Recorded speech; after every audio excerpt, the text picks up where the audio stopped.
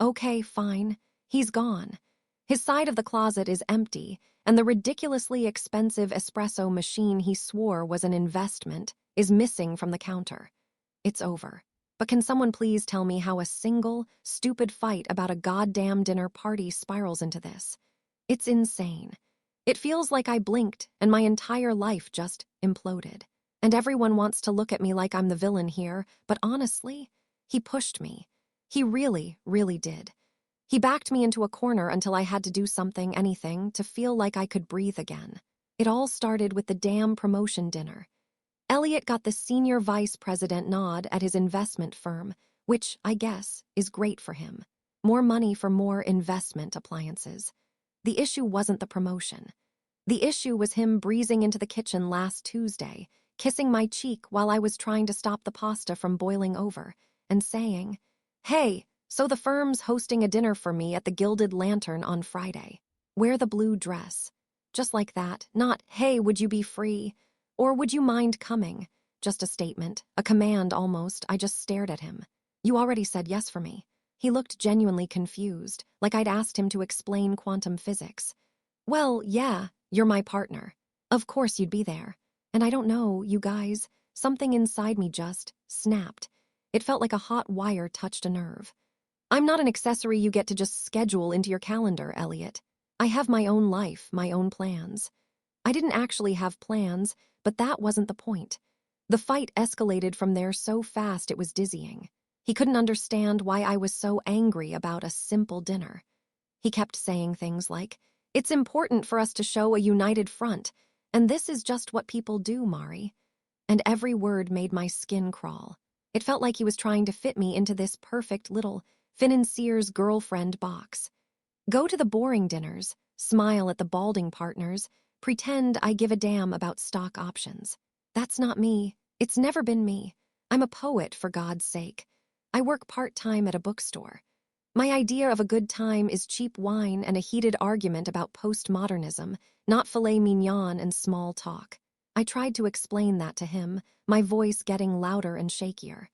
"You're trying to change me. You want me to be this polished corporate wife. That's insane," he yelled back, finally losing his cool. "I just want my partner to support me for one damn night. Support you or perform for your bosses," I screamed. And that's when I said it, the thing that hung in the air like poison. "You don't get me at all. You don't even try.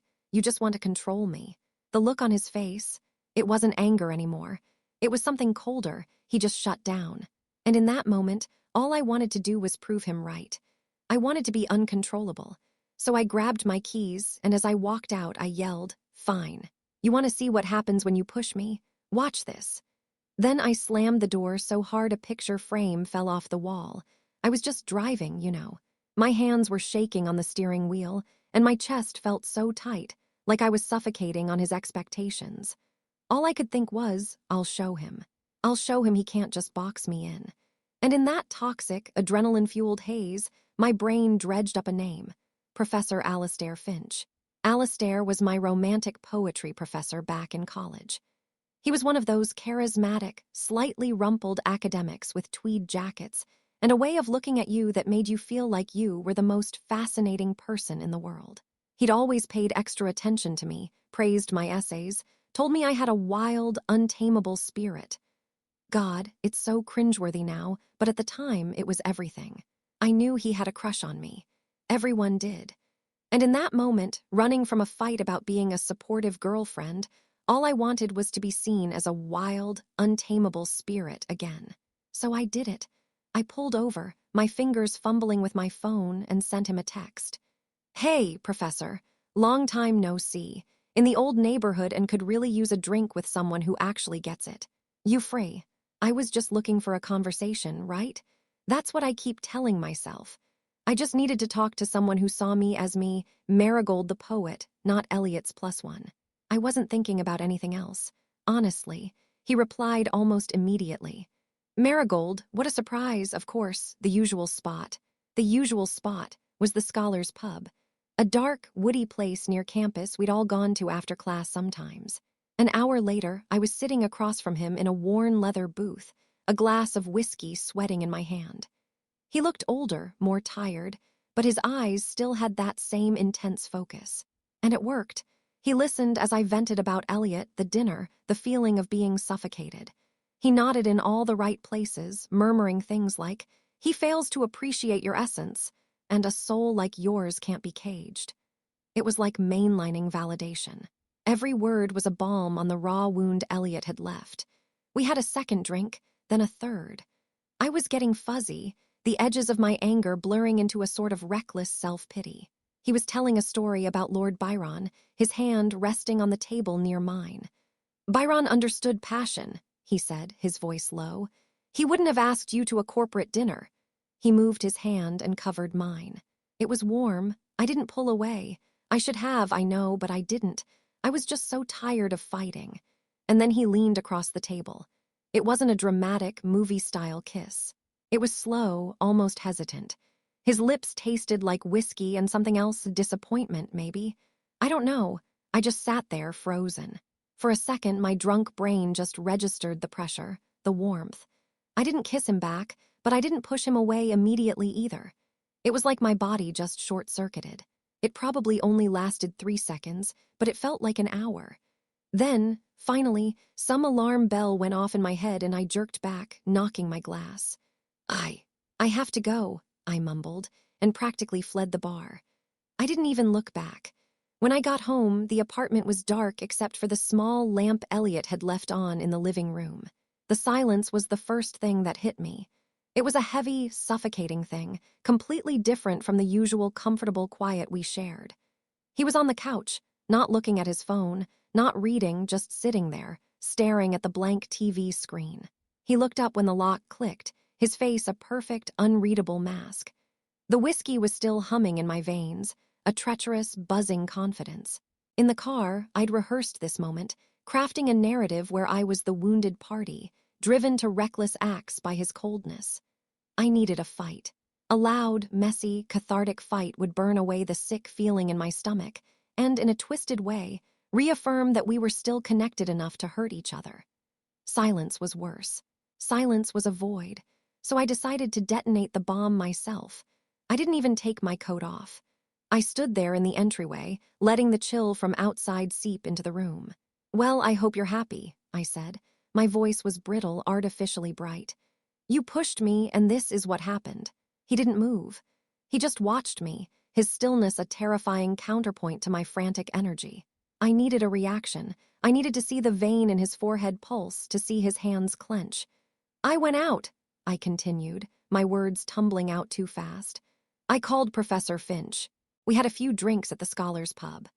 I paused, letting the name and the location sink in, knowing he'd remember my stories about the professor's not-so-subtle admiration. "And just so you know," I added, delivering the clumsy coup de grace, "he kissed me. I pushed him away, of course, but it happened. Is that what you wanted? Is this what it takes to get a real reaction from you?" I was braced for the explosion. Instead, he just sat there for a long, humming moment. Then he took a slow, deliberate breath, the kind a doctor takes before delivering a terminal diagnosis. When he finally spoke, his voice was the scariest thing I'd ever heard.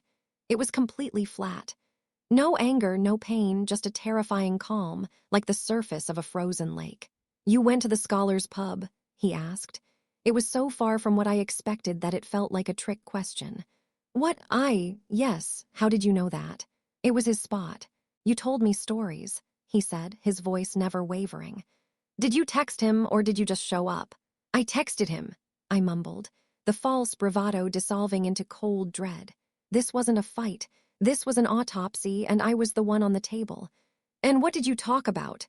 he continued, his eyes locked on mine. "Let me guess. You told him I was trying to control you, that I don't appreciate your essence." The word essence, the exact one Alistair had used, hit me like a physical slap. My throat went dry. He didn't let me finish. "And he agreed, didn't he? He told you that you were a free spirit who couldn't be caged," or some other cliché he pulled from a dusty poetry book. Every calm, precise question was dismantling my narrative, stripping away my justifications, and exposing the ugly, predictable mechanics of what I had done. He wasn't yelling about the kiss. He didn't seem to care about the kiss at all. He was dissecting the choice. The intent. "Why him, Marigold?" he asked, and for the first time, a flicker of something raw broke through the calm. It wasn't anger. It was a deep, bottomless well of pain. "Of all the people in the world you could have called, your friends, your sister, anyone, why did you choose the one man you knew, for a fact, wanted to be with you? Why did you choose the one action you knew would hurt me the most?"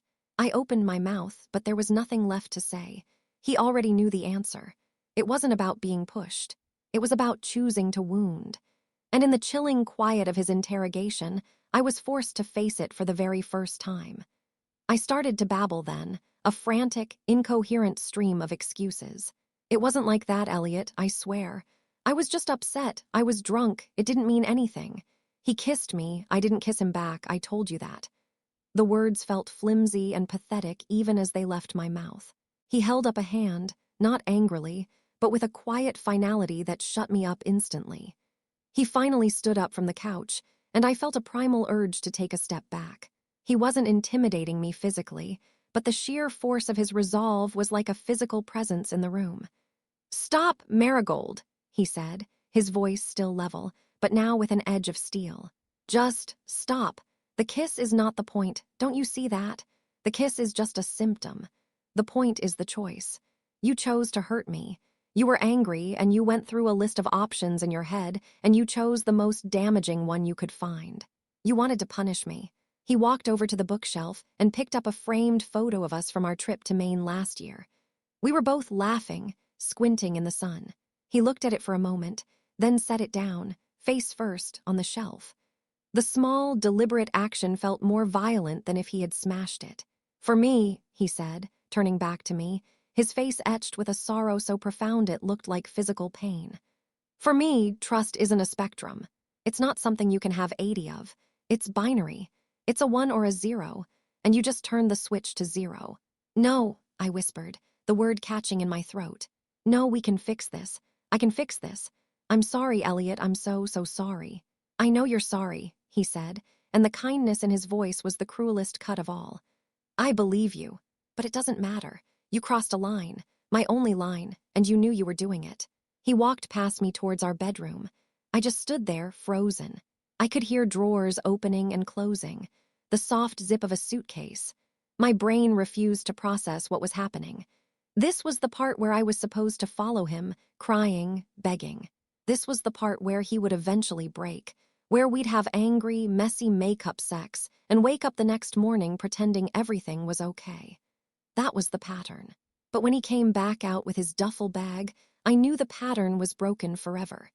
His laptop bag was already by the door. He didn't look at me. He just walked to the door, slipped on his shoes, and picked up his bags. His hand was on the doorknob when he finally spoke again, his back still to me. "We're done, Marigold." And then he was gone.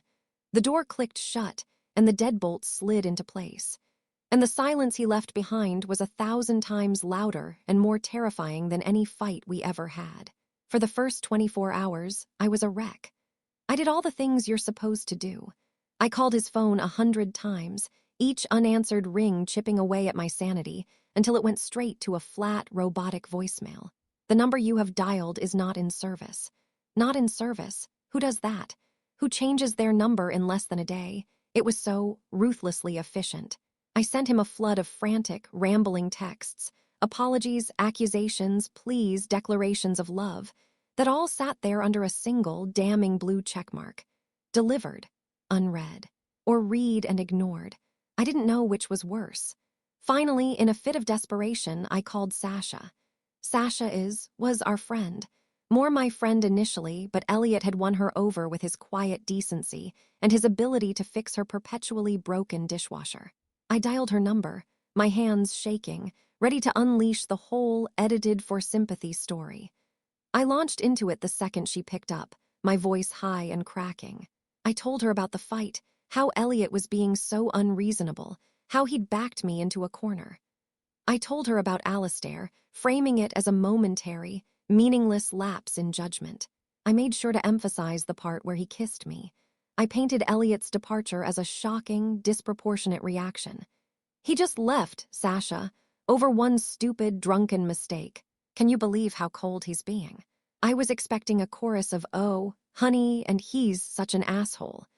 I was expecting her to come over with a bottle of wine and help me curse his name. Instead, there was a long, heavy silence on the other end of the line. For a second, I thought the call had dropped. "Sasha, are you there?" "I'm here," she finally said, and her voice was weird, distant, cautious.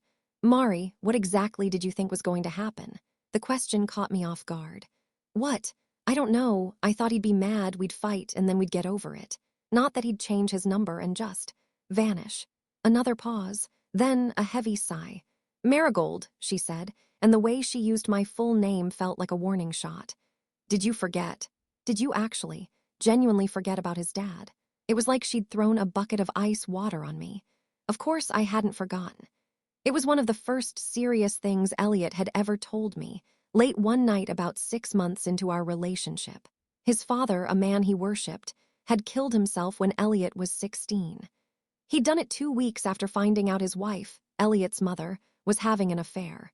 "He told us, Mari." Sasha's voice was relentless, stripping away my last shred of victimhood. "He told both of us, sitting right in your kitchen. He said, 'I can handle almost anything, but I will never, ever be in a relationship where I have to wonder about loyalty. It's the one thing that will break me.'" You were there. You were holding his hand when he said it. The memory came rushing back with nauseating clarity. The way the light fell on our kitchen table. The look on Elliot's face, so vulnerable and so absolute. The feel of his hand in mine. "You didn't just make a stupid, drunken mistake," Sasha said, her voice softening slightly, but not with pity, with a kind of sad finality. "You knew exactly what his deepest wound was, and you poured salt right into it. This wasn't a mistake. It was cruelty. And you're surprised that he's gone." Sasha's words echoed in the empty apartment for days. It was cruelty. I tried to reject it, to build my walls back up and tell myself she was taking his side, that she didn't understand the nuances. But the truth of it had sunk in, a cold, heavy stone in my gut. Still, a part of me, the stubborn, self-preserving part, clung to a different narrative. He overreacted. He was too rigid, too unforgiving. People make mistakes. He loved me, and love is supposed to be stronger than this. This thought became my mantra, the thing I repeated to myself as I mechanically went to work, stocked the fridge with food I had no appetite for, and slept diagonally across our cold, empty bed. About 2 weeks after he left, a final bill for our shared cloud storage account came to my email. I needed to log in to cancel it, to sever one more digital tie. I typed in the familiar password, and the dashboard loaded. My files, his files, all neatly organized. And then I saw a folder I didn't recognize. It was titled Travel, which was weird because I was always the one who planned our trips. Curiosity got the better of me. I clicked on it. Inside was a single PDF. The file name was Tuscany Anniversary Surprise PDF. My heart started to pound, a sick, frantic rhythm against my ribs. I opened it. It was an itinerary, a fully planned, meticulously detailed, 10-day trip to Tuscany. There were reservations for a little villa outside Florence, the kind with a vineyard I was always tearing out of magazines. There were dinner reservations at a restaurant I'd mentioned once, in passing, after seeing it on a travel show. There were tickets to the Uffizi Gallery, and at the top of the first page were the airline confirmations. 2 first-class, round-trip tickets to Florence, departing on the morning of our 4th anniversary. The date of the booking was 3 months ago. The date of the cancellation was 8:14 a.m., the morning after our fight. The morning he left. I just sat there, staring at the screen, the world narrowing to the cold, blue light of the monitor. Every excuse, every justification I had built to protect myself, crumbled to dust. The lie I had told myself, that he didn't listen, that he didn't care about the things that mattered to me, that he was trying to sand down my edges to fit into his world. It all just disintegrated. He had been listening to every offhand comment, every drunken wish, every silly dream. He hadn't been trying to change me. He had been trying to build a world big enough for both of us. A world that included my stupid, romantic, literary fantasy of Tuscany. And I had burned it all down for a shot of cheap whiskey and the fleeting validation of a man who hadn't thought of me in years. I'm on the phone with Sasha now, swirling the melted ice at the bottom of a glass that was full of gin 10 minutes ago. I can hear the forced patience in her voice as I recount my week. Honestly, I'm doing great, I say, and the lie tastes like acid. It's for the best, you know. It really is. I feel free. I take a gulp of what's left in my glass. Who needs Tuscany anyway? It's probably overrated. Full of tourists. I can go by myself anytime I want. Screw him. He's the one who lost something good, right? Right, Mari, Sasha says, her voice flat and non-committal. She knows I'm full of it. I know I'm full of it. But the performance is all I have left. We hang up a few minutes later with vague promises to get coffee, promises we both know we won't keep. The apartment is silent again. The silence is a physical thing now. It has weight and texture. I put my glass down and walk over to my laptop, which is still open on the dining table. The screen has gone to sleep. I tap the spacebar and it flickers back to life, illuminating the room with its cold, sterile glow. There it is. The cancellation confirmation from the airline. Your flight booking, FL RA-2000, 847, has been successfully canceled. I've kept the tab open for a week. Sometimes I just stare at it. Other times I do something much crazier. My cursor moves, almost of its own accord, to the top of the browser. It hovers over the refresh icon, the little circular arrow. My chest tightens. Just for a second, a completely insane, magical thinking part of my brain whispers, maybe this time. Maybe this time it will be different. I click it. The page reloads. The screen flashes white, and then the words reappear, sharp and unchanging. Your flight booking FL RA-2000, 847 has been successfully canceled. Of course it has. It will always be canceled. But I know, with a certainty that feels like the only true thing left in my life, that I'll be sitting here in this same spot tomorrow night, doing the exact same thing.